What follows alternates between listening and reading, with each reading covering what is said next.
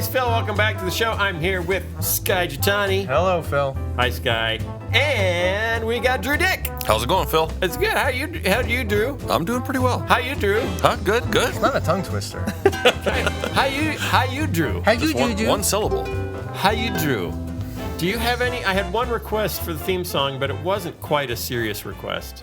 But I'll do it anyway, or I'll read it anyway. Becky Forkel, one of our biggest fans, Becky Forkel, said, can you do a celebrity impersonation of Chris Rice, singer of Billy Joe McGuffrey from Jonah? So she wants me to sing my theme song as Chris Rice, the Christian singer. No, I can't do that. But she said, or just say, hi, Becky, so I can quit making silly suggestions and embarrassing my children. Hi, Becky.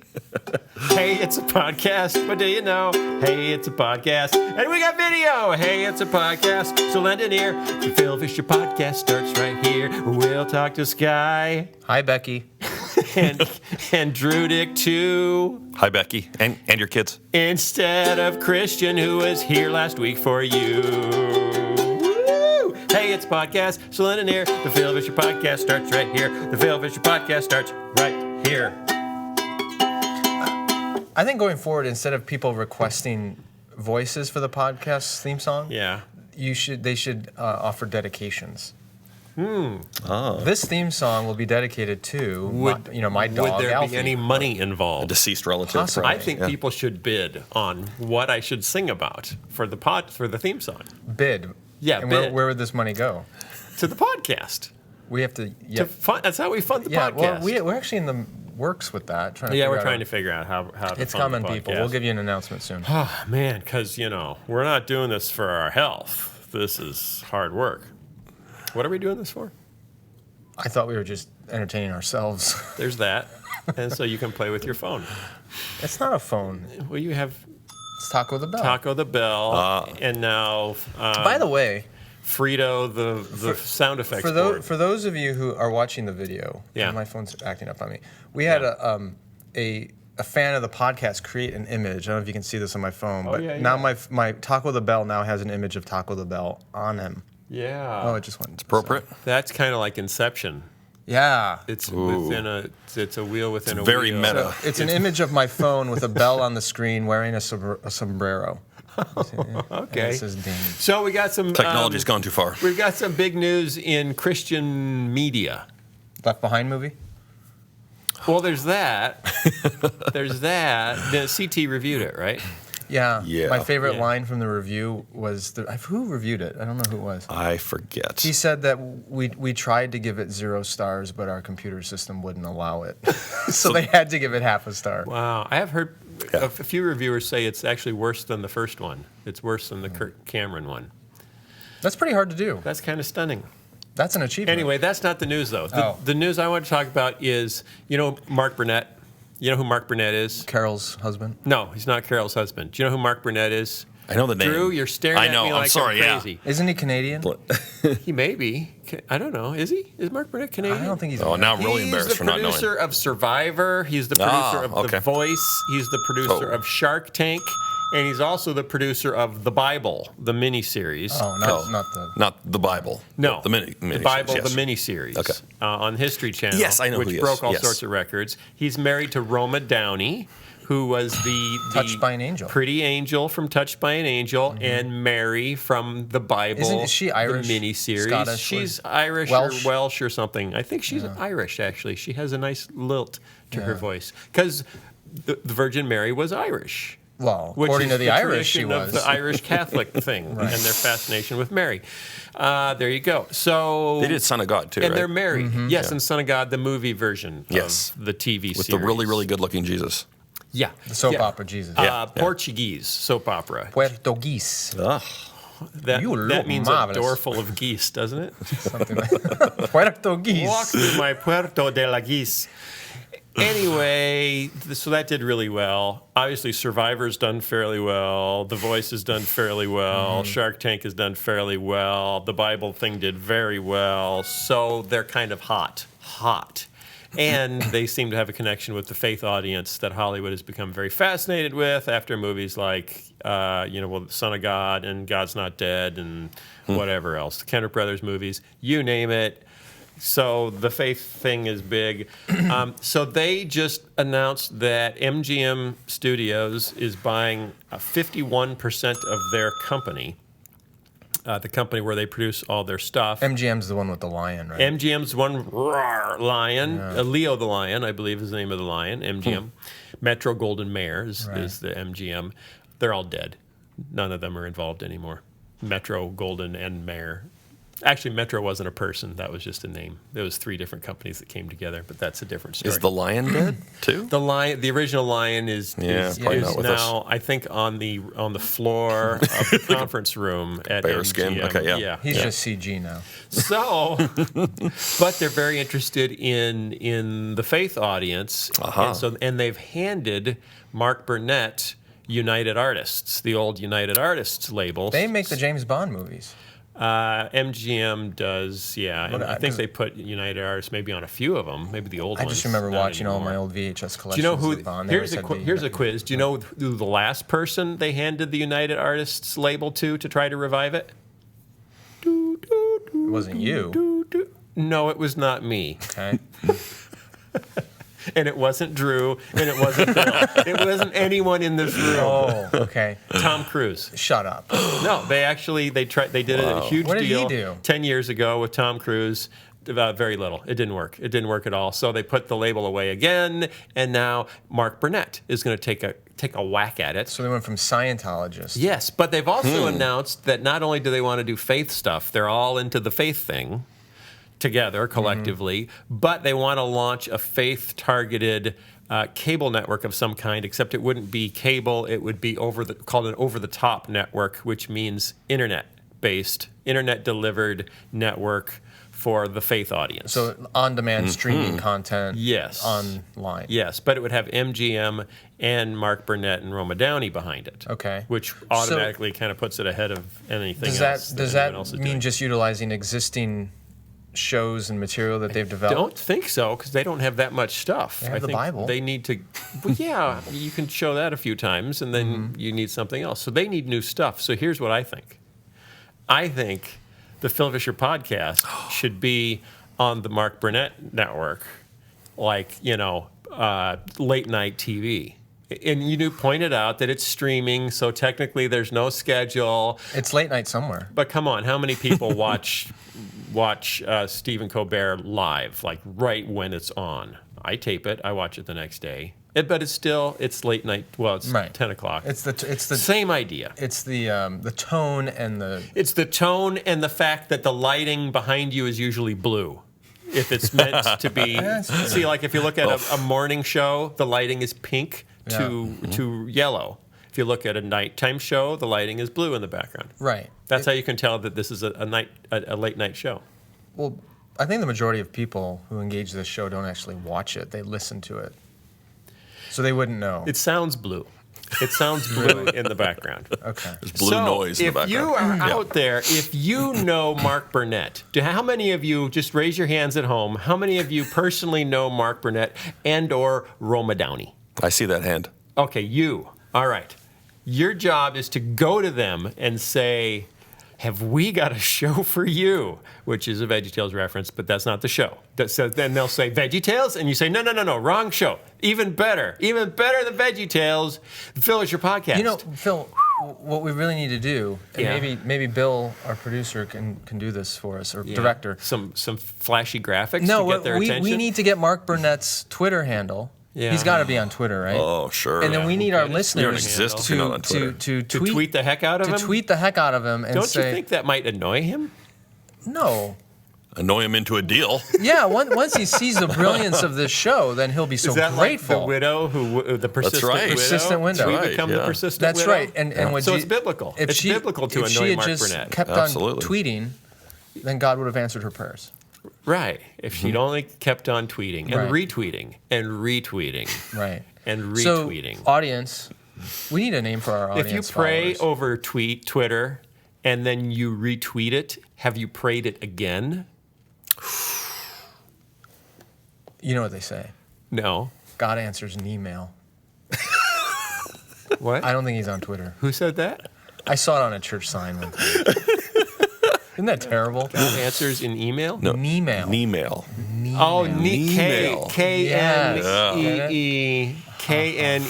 So if I tweet from my knees, Yeah.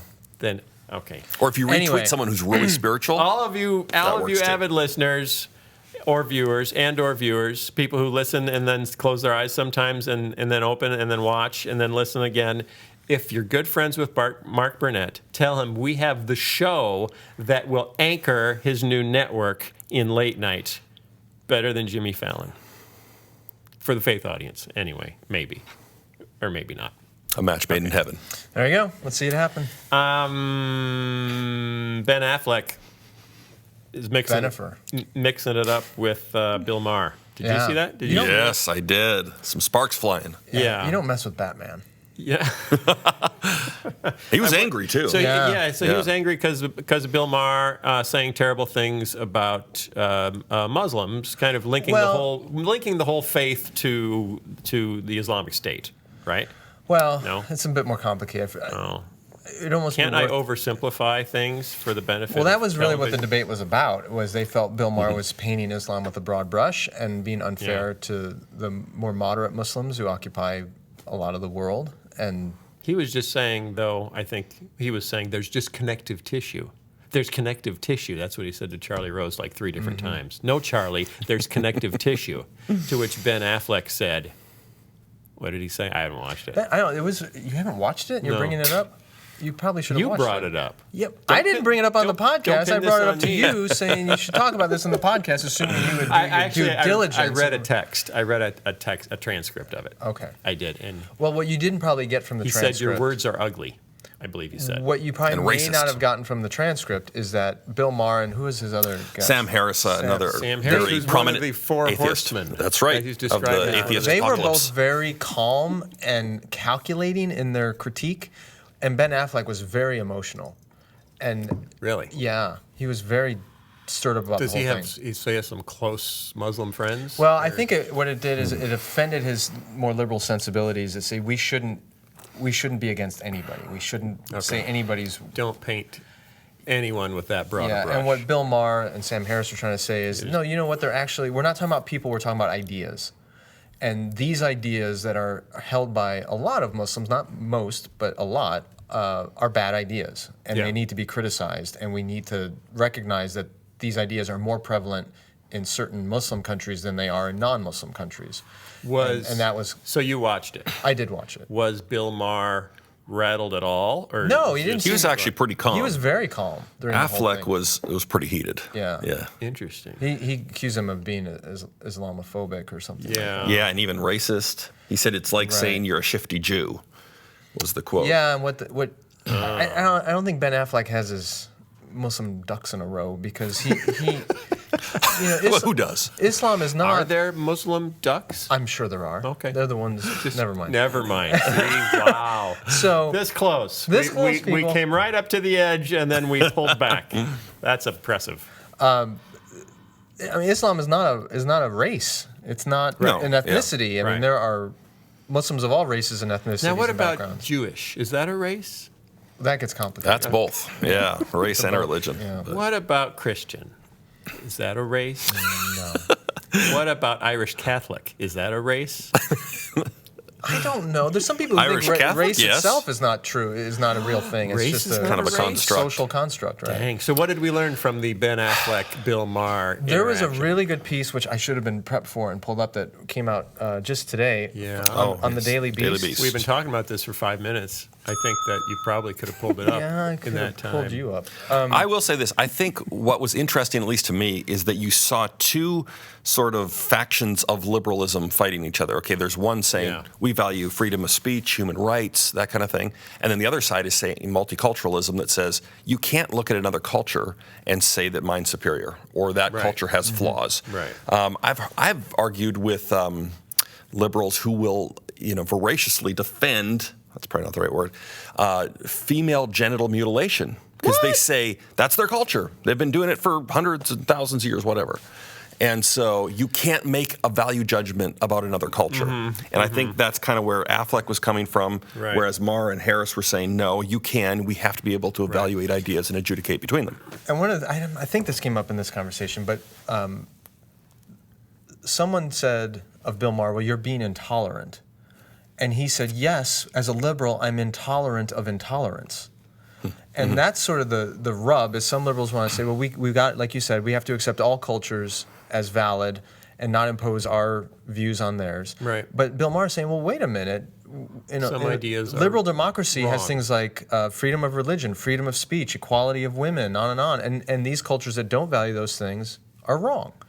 And that's an interesting tension that's going on. And the argument that was made in this article, which I can't seem to find, from the Daily Beast, was we are at a place in Western civilization where we've pushed through a lot of those basic human rights issues. Right. And now we're at this higher place of multiculturalism, saying everyone's okay. But if you go back into some of these other less developed Western cultures, non-Western cultures, they haven't gone through that process yet. And they need to go through the process of determining which values are actually worth holding on to and celebrating, and which ones should be jettisoned, and they haven't gone through that. So you're kind of comparing apples and oranges a little bit. Yeah, of course you're assuming that all humans will go through that process. And that it's just a matter of time. Which is a progressive illusion. That's what they call it the secularist thesis, is that there's this inexorable movement throughout history from going from benighted and religious and superstitious to secular, atheist, enlightened, which is questionable at best. So do you know where I'm going later today? I do. Do you know where I'm going later today? Saudi Arabia? No. Close. No, not even close. Portland, Oregon? I'm going to Portland, Oregon. Oh, man. That's about as far from Saudi Arabia as you can get. I was being ironic. The only thing they behead over there is a good beer. And boy, do they. No, I am going to speak. I'm going to appear in the atheism class of my atheist buddy, Dr. Peter Boghossian, who wrote the Hitchhiker's Guide to Being an Atheist. No, what's the name of his book? How to Convert. A Manual for Creating Atheists. Right. A Manual for Creating Atheists. So I'm going to speak at his class, 150 students. Are you going to be wearing any body armor for this? No! What it's all in good fun. You're is from it PSU? Portland? Portland State? Yeah. Portland State. That's my alma mater, man. What? Go Vikings. What? Actually, no one cared about the sports. Vikings are very intolerant. I know. Mascot. Exactly. Yeah. How come? Yeah, I don't know why they wouldn't have gotten rid of them. But did you take any philosophy classes? I did. Did you take any with Dr. Peter Boghossian? Nope. No, he probably wasn't there then. I don't know if he was around. This is like the early aughts. What's the agenda for the class? Is it just he's going to pull you and say, look, a live specimen of an ignorant believer? This exotic species called an evangelical? I'm just going to stand and wave. Yeah. And that's... Are you going to bring in your puppets? I thought about that. No, don't do it. I don't know if that increases my credibility. I'm going to say actually, in Portland, maybe. Not. If you dressed up like a clown? In Portland, those puppets have rights. I'm going to walk in with a puppet and a nice craft beer. And I figure it's like, okay, that's a wash. There you go. That's approximately, we're even now. Mm-hmm. Yeah. But we're going to talk about faith and belief, and I'm going to poke a little at new atheism. Wow. It'll be interesting. Has he had any other Christians come into that class? I don't know. Are you the first? I have not asked him. I do not know that. I just think it's interesting. That's fascinating. Not that I don't think you'll be great, and it's very encouraging actually to see the development of this friendship that you two have created. Yeah, we're gonna if it works well, we'll take our act out on the road. We'll do a 40-city tour of. Yeah. What if all the students are converted though? To which? To Christianity. Oh. I expect you'll get at least half. Maybe. Well. Maybe half come closer and half go farther away. Okay. Is that a wash? Does that count? Do you lose credit eternally for every person you pull closer? It's like the Odd Couple. Yeah, it is. You're like the lion and the mouse. We will see how that goes. We'll talk about it next week. We'll talk about it next week because it should be fun. All right. Okay. Did you know, though, that Harry Potter is becoming a Christian? Harry Potter. Harry Potter. You're a Christian, Harry. You're a Christian, Harry. I always knew he was a Christian. Come you know on why? A magical... Because he was born again. Oh, that's brilliant. Come on a magical journey to Hogwarts School of Prayer and Miracles. A woman named Grace Ann a.k.a. Proud Housewife, is currently rewriting Harry Potter on fanfiction.net, removing the witchcraft and wizardry and replacing it with Christianity. It's called Hogwarts School of Prayer and Miracles, and it is something. I think I've been there. Yes. She says... I've been to that church. That church. Grace Ann says, my little ones have been asking to read the Harry Potter books, and of course I'm happy for them to be reading, but I don't want them turning into witches. So I thought, why? What? Oh, you're saying you do want your kids turning into witches? It sounds like it's like if you read the book. Yeah, you just poof. You're a witch. There's an incantation at the end of the book. It's like the monster at the end of the book. It's the witch at the end of the book waiting to pull your children into the book. I wonder if she knows of any children that have become witches. What if they went to Universal Studios and actually went to Harry Potter Land? That would certainly seal the deal. Yeah, that will seal the deal. You come out riding a broom. Yeah, so I thought, why not make some slight changes so these books are family friendly? Now, some people have said this is a parody or a joke or something. She seems to be serious about it because she's written over 8,000 words so far rewriting Harry Potter. Here's an excerpt. It sounds like a class project that Peter Boghossian might be having his students do under a pseudonym. That would be a good one. Here's an excerpt. What is a Christian? Harry queried innocently and scuffed his shoe on the shaggy yellow carpet, which had not been vacuumed in quite some time. Christians are people who want to be good, Hagrid explained wisely and crouched down so he was on eye level with Harry. We want to go to heaven after we die. Do you know what heaven is, Harry? Harry shook his head and his big eyes were wide and curious. Heaven is a beautiful place where we can be with God. Aunt Petunia smacked her hands over Harry's young ears, and her voice was sickly sweet when she said, "Thank you very much for your concern, sir, but he does not need your religion. He has science and socialism and birthdays. Haven't you heard of evolution? I have a very good textbook on evolution that I could give you if you would like to learn things." Hagrid laughed wisely.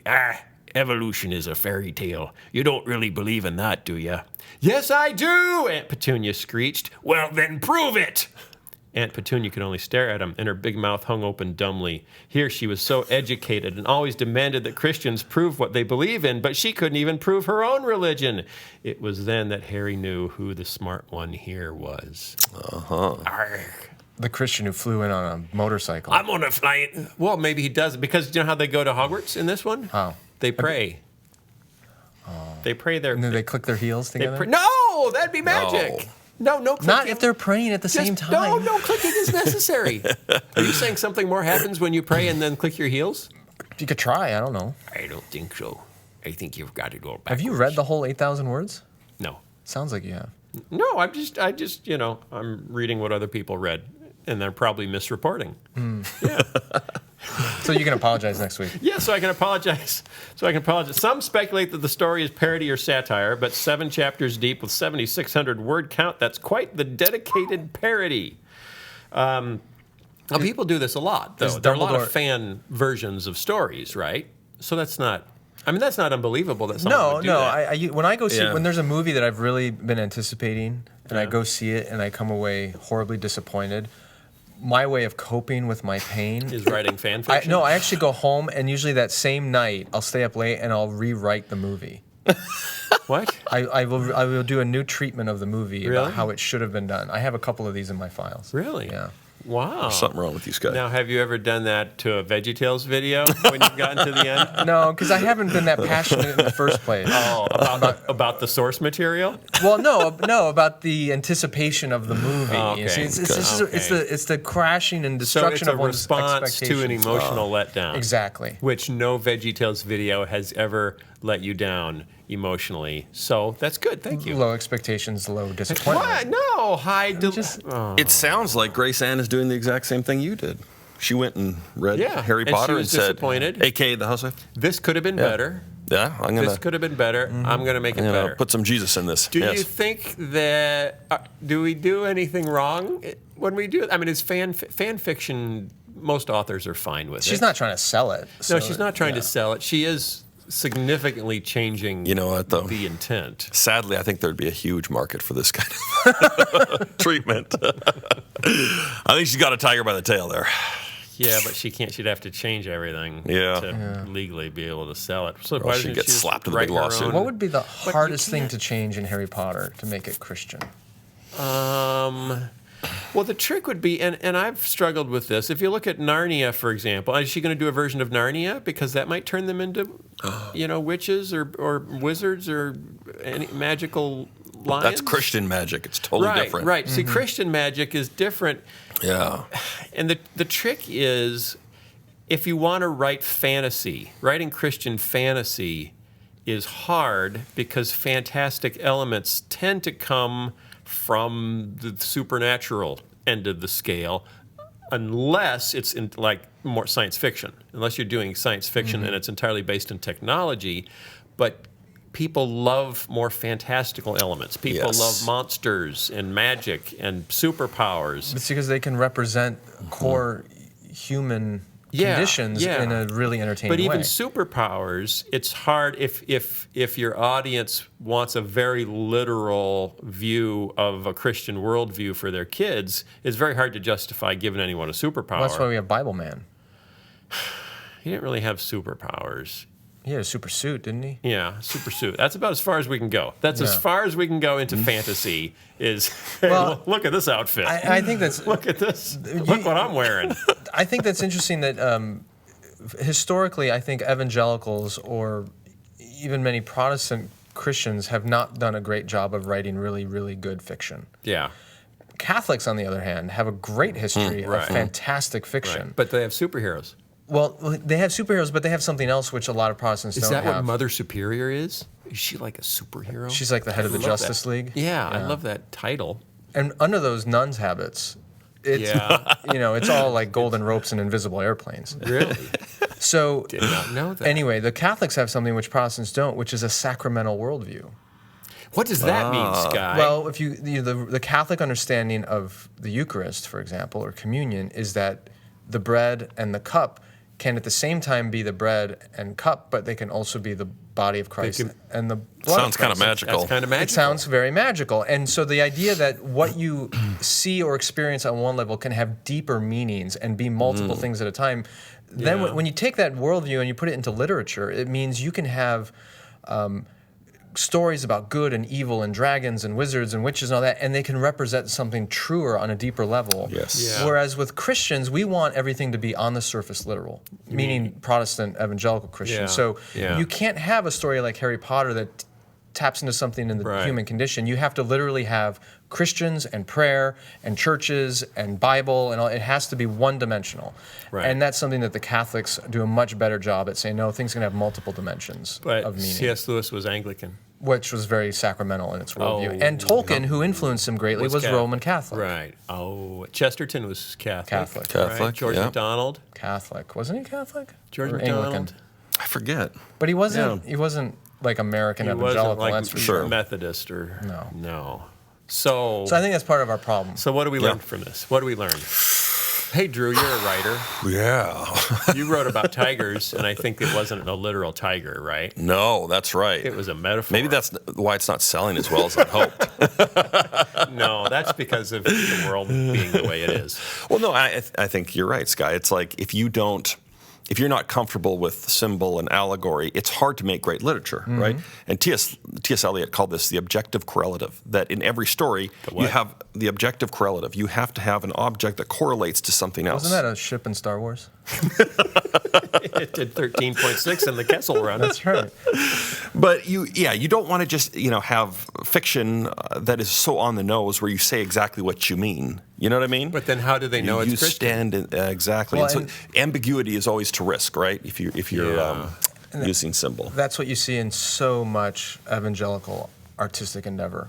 Yes. Whether it's music or literature or even the way we gather on Sunday mornings and what we do there, it has to be very clear, very simple, very one-dimensional. Very unambiguous. What is very unambiguous. Christian Like radio, my the Jesus per minute mentions. And, right. My favorite Christian book when I was a kid, The Wordless Book. Oh, yeah. I heard about that. Yes. Yeah, only 5 pages. That's right. 0 words. Yeah. 5 colors. You didn't like the wordless glove nearly as much? For illiterate children? The wordless glove was hard to read. What if you read the wordless book with the wordless glove? They were plastic, so they made your hands sweat. It's like, wow, this gospel, this makes my hands sweaty. It's supposed to make you sweat with conviction. Like it. That's true. You know, my grandmother wrote a best-selling Christian children's book that makes my mother kind of squirm today. Oh, really? But it literally has been Did printed. it have words? Was it about hell? Like 100 million times. Are you serious? Yeah, it was called The Heart of Pak, and it was a little Korean boy who learned of the evils in his heart and wanted to turn his heart over to Jesus to clean out the evils of his heart, and they were symbolized with like a lion and a tiger and a scary things that were living in his heart. Why did he have to be Korean?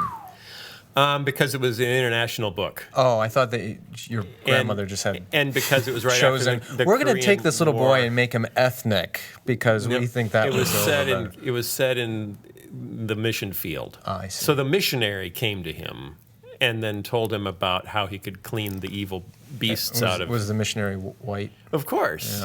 Yeah. My mom doesn't like it very Is that why much. she's a little, It sold like 100 million copies because it's been printed up and distributed all over the world. Wow. My grandmother wrote it. She doesn't get a cut of that, does she? My mother? No, your grandmother died recently. Yeah, she recently died. She was 100, almost 101. Wow.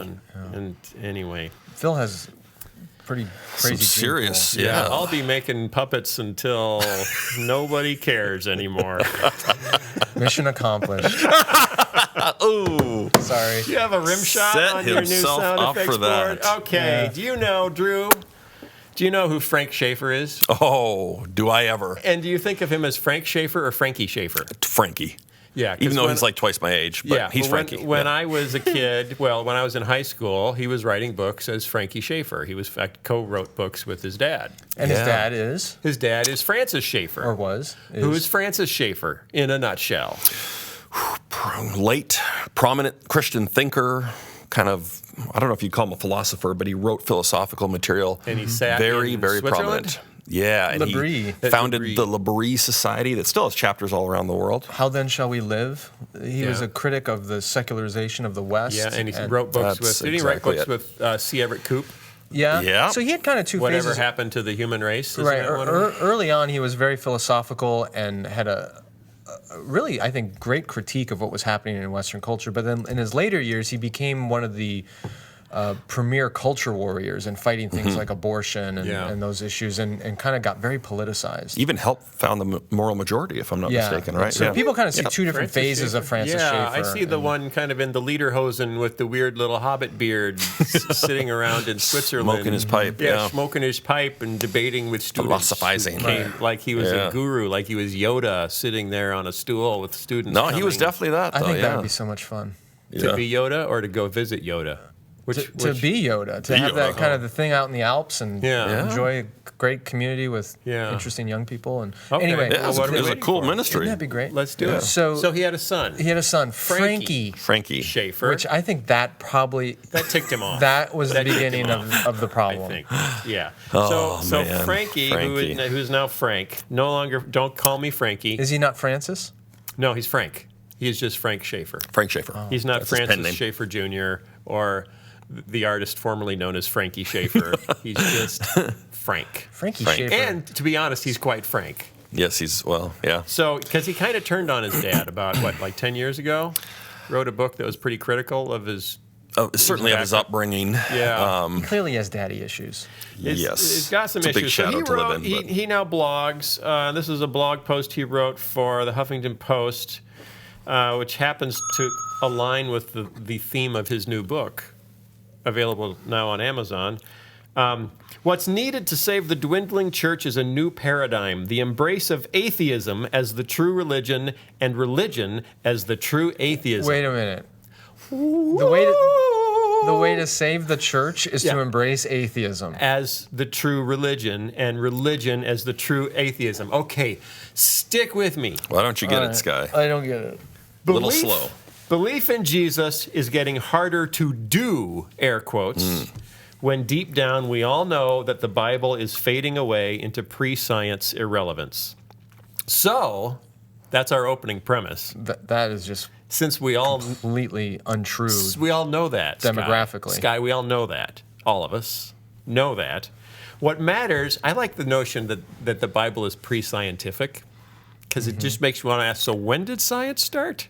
Because I think when they wrote the Bible, they'd already figured out animal husbandry, agriculture. They'd figure out cycles of the moon. I think all those things would count as science. Anyway.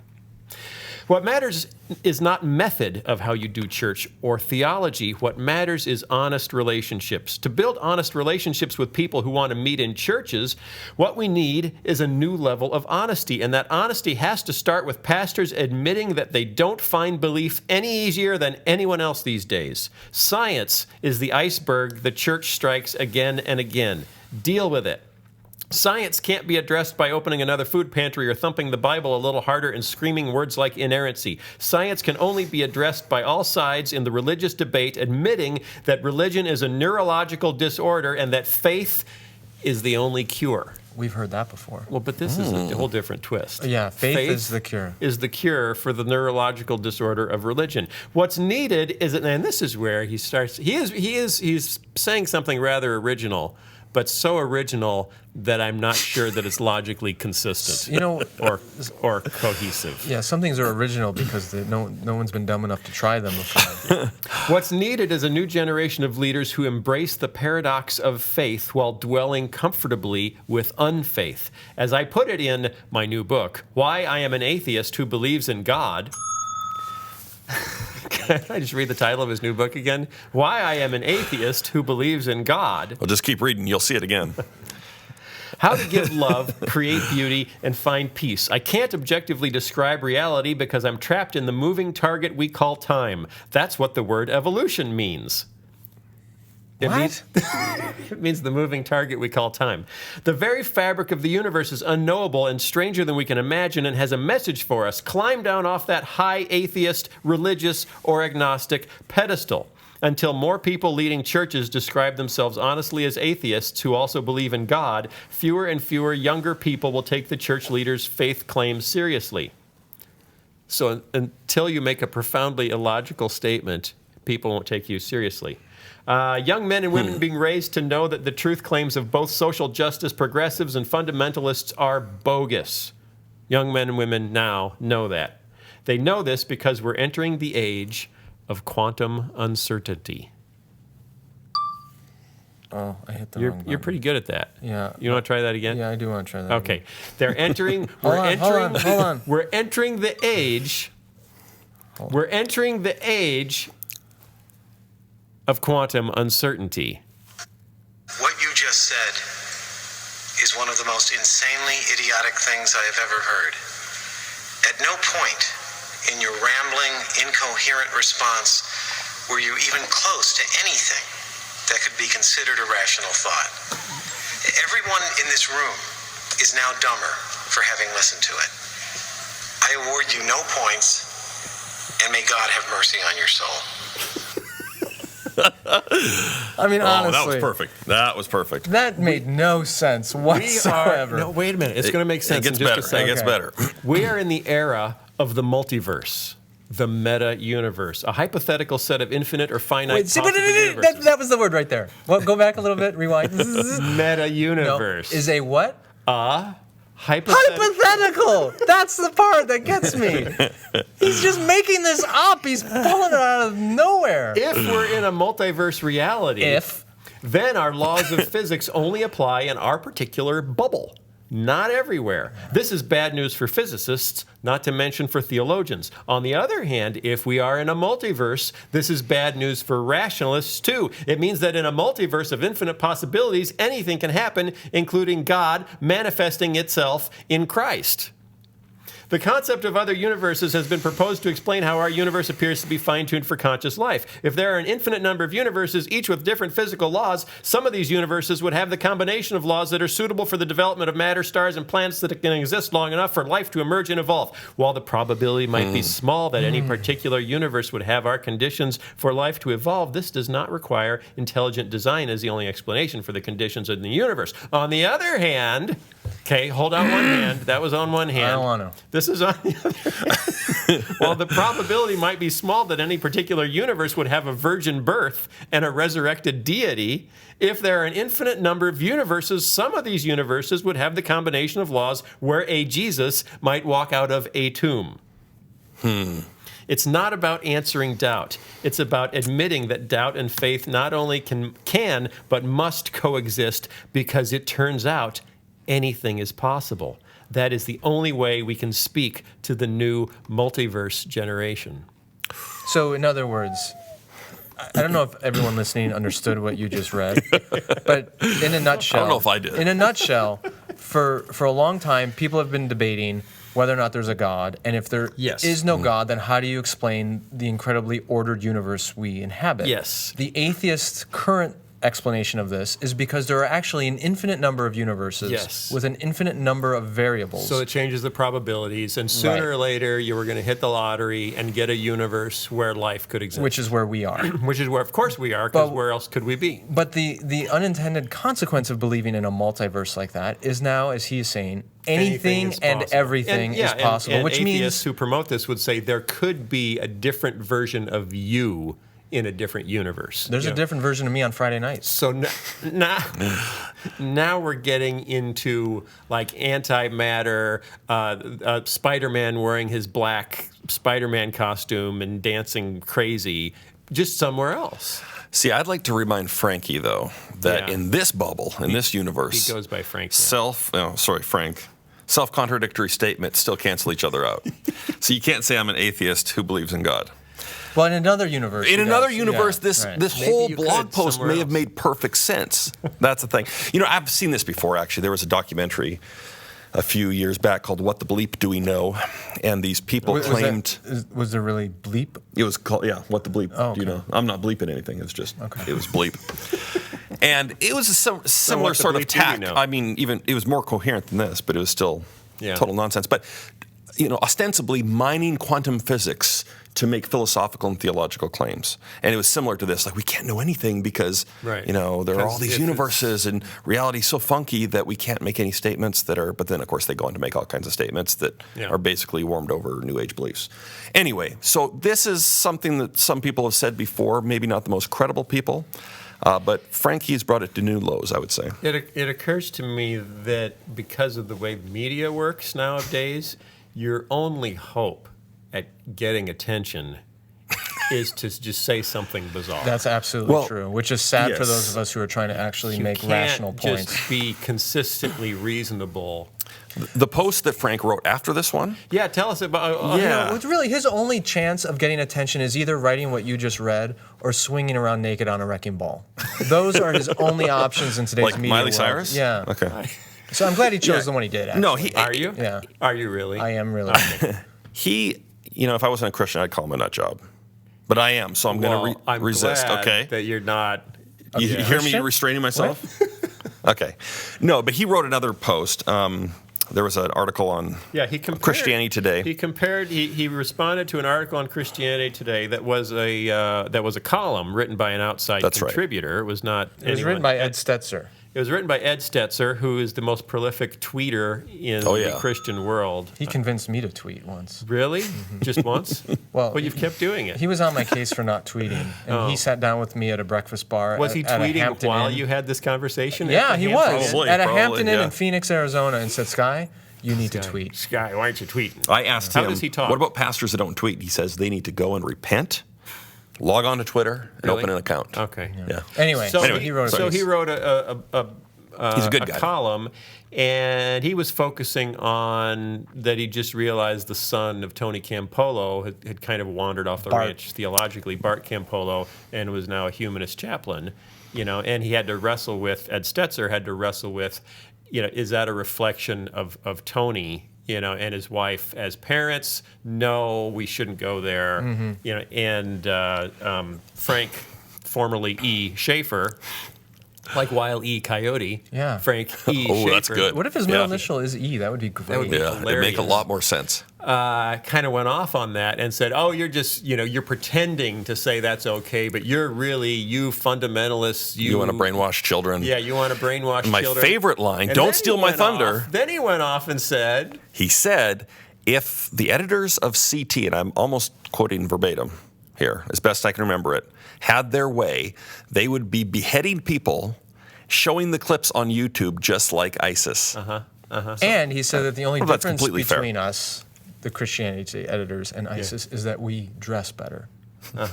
Which revealed to me that he doesn't know what he's talking about because we do not dress well at "Do you CT. guys know any Christianity Today editors?" We've seen a few. Yeah.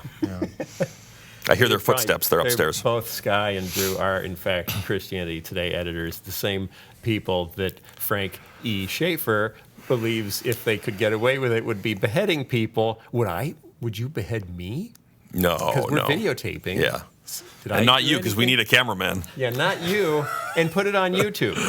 Uh-oh. I'm getting in trouble for nicest Where joke. does that I think he's got some anger from? issues. Yeah, he's got some issues. You read back through his posts, I mean, there's just bizarre screeds, nonsensical. So what? Yeah. So Huffington Post, lets him blog. They let me blog. Yeah, They'll let anybody on there. and it's full of typos, and I mean, there's no one editing it. It's just Okay. his crazy But see, screeds. this is where media is going. This is Yeah. where It's just about page See, views. the thing is, okay, this guy, honestly, he's not a good writer. yeah. He has no tact, obviously. Very- And he's a very New York little. Times best-selling author.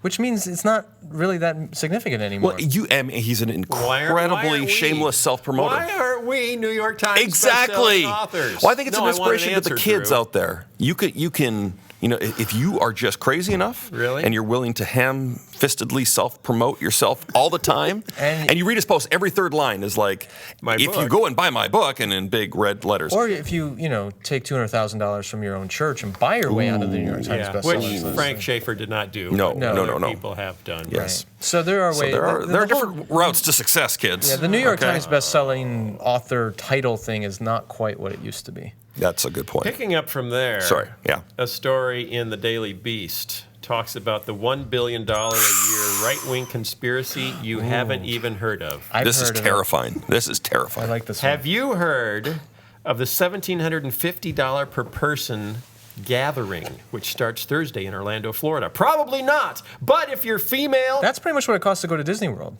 yeah, it's Cinderella's Table. Yeah, that's right. That's the gathering.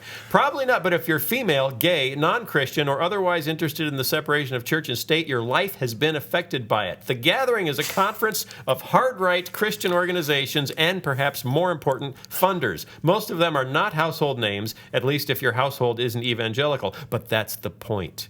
The gathering is a hub of Christian right organizing, and the people in attendance have led the campaigns to privatize public schools, redefine religious liberty, fight evolution, fight same-sex marriage, and, well, you know the rest.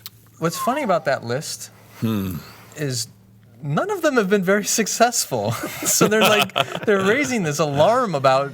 Beneath the hyperbole, the gathering is as close to a vast right-wing conspiracy as yes. you're likely to find.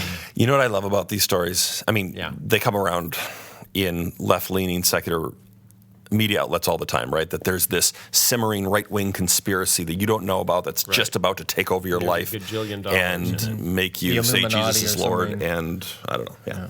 And what's funny to me about this, okay, raised in this evangelical subculture, raised in the church, my dad was a pastor, and back then it was the communists who were going to bust through the church doors at any time, take our Bibles, so you better memorize them, and, make us recant our faith. And it was later it's kind of just the secularists that were going to do this. Then I went to a secular, very liberal university, and Portland I found State University? Portland State, where you're I'll be going. there tomorrow. Where you're going, you'll Fighting see. Vikings. And I found that the vocabulary was the same on the other side. They were talking about theocracy and how the right-wing Christians were about to raise up and take away their rights. And Behead everybody. And it reached this kind of peak when Bush was in office, apparently reading Left Behind novels and taking his foreign policy from it. I mean, it got pretty crazy in Portland. And so it's just funny to me, both sides are a little hysterical. Because fear sells and Fear fear sells. motivates. So here's the funny part. The gathering, the secret right-wing conspiracy, secret top secret meeting, I've spoken there. And On top of that, so has Sky. Oh my goodness, I'm surrounded? Is that part what of you're the saying? conspiracy. We'll show you the secret. I am not handshake joining later. your cult. We have I don't care what kind of been beard you invited have. to speak at the gathering. And we have friends. And we have friends. there. I'm friends with the guy who organizes it. He's a nice guy. I have chills right now. Little do you know. It's a philanthropy conference that brings together high net worth Christians who want to talk about what they're doing with their money to benefit the world or their personal causes. They have different causes. Some of them are a little more on the political side. Many are not at all on the political side. I know some of the donors as well. I've met them through VeggieTales and other things. It's a friendly little bunch. And so to just bump into an article that's painting it as, Dr. Evil stroking his cat, Stroking the Bible. And you would think if they were really this secret society of conspirators, they would be a little bit more secret about it. Oh. But in the article, it mentioned, is it David Brooks from the New York Times? Speaking there and, this year. and Michael Gerson, who was a former speechwriter for Bush, who writes for the Washington Post, I think. Yeah. They're both speaking, and these are It just shows how much power they have, though. Yeah. It's mind control. Exactly. And David Brooks isn't even a Christian. Is he Jewish? I think he's from a Jewish background. I think he's rather secular. But so they're asking, well, why would he go? Doesn't he know? Yeah, he's a New York Doesn't Times he know? columnist. Doesn't he He's been know how brainwashed. evil this is that he's going to? But they want. Does anyone on our side do this to the other side? Do you think? Yeah. Well, see, that's what I think is helpful for our listeners. Is when you see that people on the left will do this, you also need to be aware there's a lot of fear-mongering, as you pointed out, Drew, on our side as well. And so when you hear these conspiracy theories of these secret societies that are going to destroy our children and on, take it with a grain of salt, because you got to follow the money and find out who's really benefiting from this kind of fear-mongering. And you know what the hallmark of this is, too? It's case. always guilt by association. You know how people go with Obama? Right. He knew a guy who knew a guy who said something like this. I've heard okay, remember Bush? He knew a guy who said that Christians should rule the United States. So it's always this guilt by association. You track it back, and it's this big conspiracy theory on the other side. So what's the solution? What do we do? Don't be afraid. Of what? The bad guys? We need to hug each other. How can we not be afraid of the bad guys? They're out to get us. Take our children. They're just misunderstood. Is it like Wicked? So right? Unless it's ISIS. It's ISIS. The Wicked Witch of the West was just unloved as a girl. She just happened to be born green. She couldn't help how she was born. Exactly. She was just green, and we turned her into a monster. That's right. Now I'm really confused. And Frankie Schaeffer was just born with an IE at the end of his name, and that was horribly unfair. Frank's going to go after you for this. Well, he's nice knowing you. Yeah. Nice knowing you. Hey, I think you're on this podcast too, pal. Shoot. But I won't be on next week, so I'm good. More CT editors. Man, we just need to tweet some pictures of you guys, like in black jumpsuits. Me in an orange jumpsuit. Saying, please give them what they want. All they want is 100,000 more subscribers by Friday. Subscribe, or the Puppet Man dies. I can return to my family. The Daily Beast is in a slathering because they heard a story about the gathering, and they think that the Christians are ready to take over.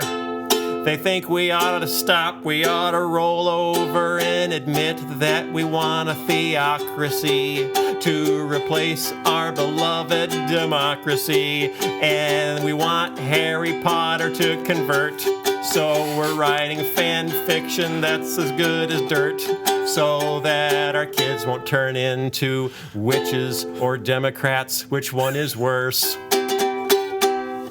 Okay. That was pretty good. That was good. Thank you. See you next week.